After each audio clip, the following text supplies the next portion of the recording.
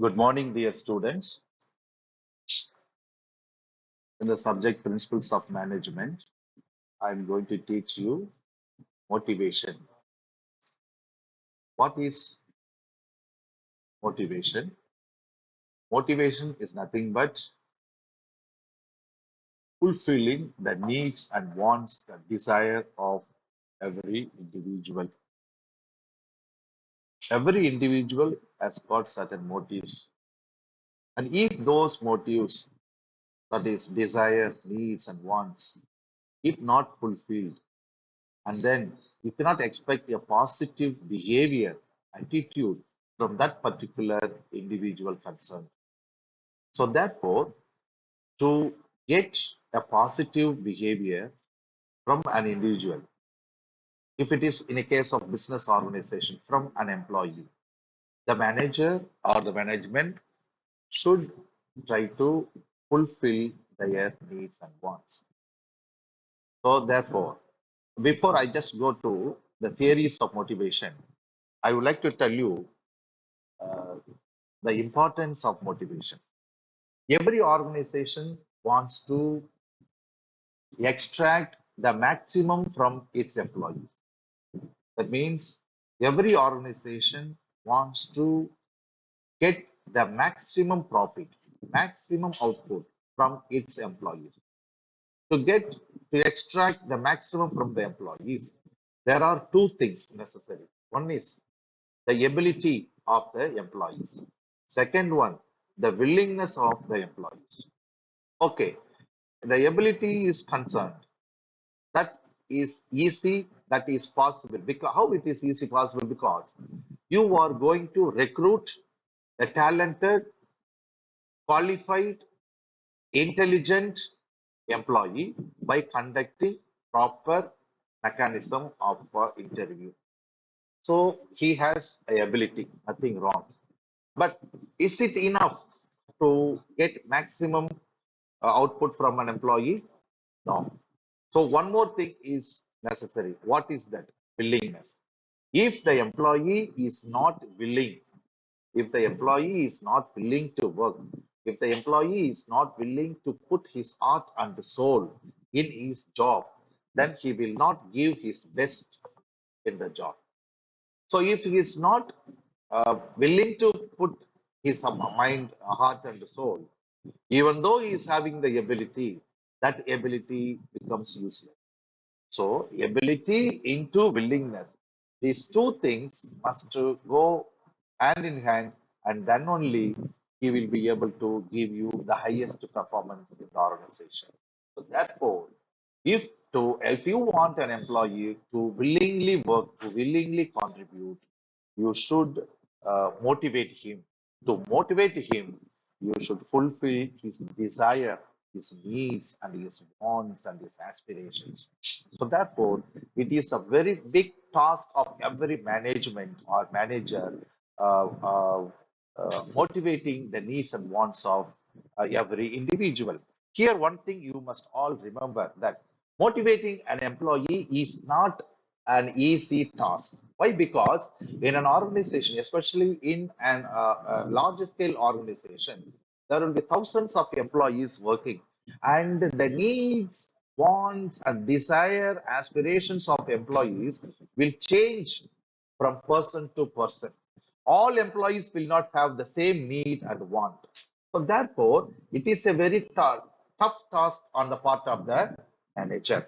Uh, if the manager is focusing on the need and wants of one particular set of employees, the other set of employees may not be satisfied. So it is really a task, but still, even though the manager has to struggle, has to find out the ways and means of satisfying his employees. So, therefore, my dear students, today I would like to teach the theories of motivation. Under theories of motivation, I shall take first the Abraham Maslow's need hierarchy theory of motivation. Abraham Maslow's need hierarchy theory of motivation. He is an American psychologist. In the year 1954, he gave this what do you call this theory, very important, very popular theory, that is need hierarchy theory of motivation. The need hierarchy theory can be classified into five. The first and foremost, or the basic, or the fundamental, or the physiological needs. First one is physiological needs. That is food, water, dress, clothes, warmth, rest, all these things, the basic things. Every human being in his life, he has certain needs which are the fundamental one, without which survival of the human being is impossible. So fulfilling that survival need of an employee is the basic responsibility and duty of every management. If you are appointing a manager, I mean an employee in a job, if your organization is not fulfilling that basic need, that physiological need of a worker, then there is no point on the part of the worker to work in the organization. So it is the fundamental duty of the organization to take care of the first basic need. Second one, safety needs. After fulfilling the physiological or basic needs of an employee, of an individual, automatically the fulfillment of one need leads to emerging the second need, that is safety needs.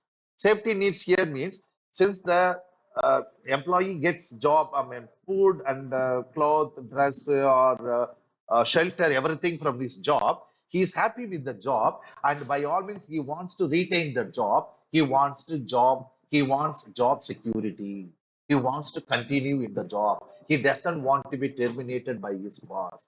So safety, security need, and he wants to leave. Okay.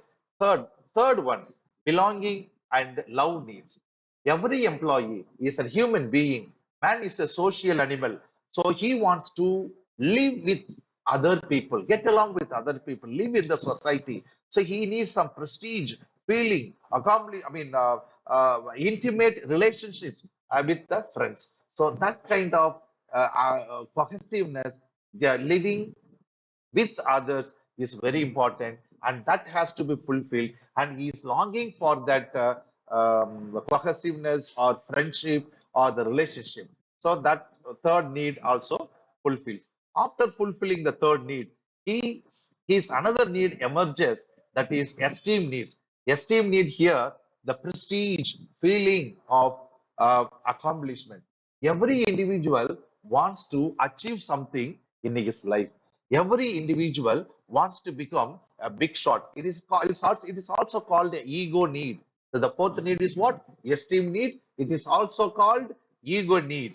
The ego here, he wants to achieve something in his life. He wants to be a big shot. He wants to become a big shot, and he wants to be known to everybody.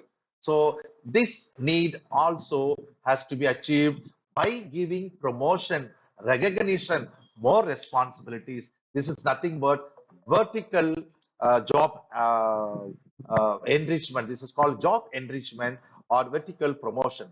And finally, self-actualization need. Self-actualization need is nothing but achieving one's full potential. What are all possible for him in the highest level, what he can achieve as a human being in his lifetime. So it's for example, so wonderful example is Mahatma Gandhi and Mother Teresa, etc. So these people, they ignored their life, they sacrificed their life, and they served, they offered themselves to the society, for the betterment of the society, for the downtrodden of the people, for the upliftment of the poor people. So that stage they are coming, that is also need. There are people, they want to do something for the society, and fulfillment, for the fulfillment of that need, the people are starving and they are working very hard. So here there is, my dear students, these needs, there are five needs. I repeat once again. First one, basic or physiological needs. Second, safety needs. Third, belongingness and love needs. Fourth, esteem needs or ego needs. And fifth, self-actualization needs. All these five needs can be grouped into three. The top one is called self-fulfillment needs, and the fourth and third one will be called psychological needs, And the second and first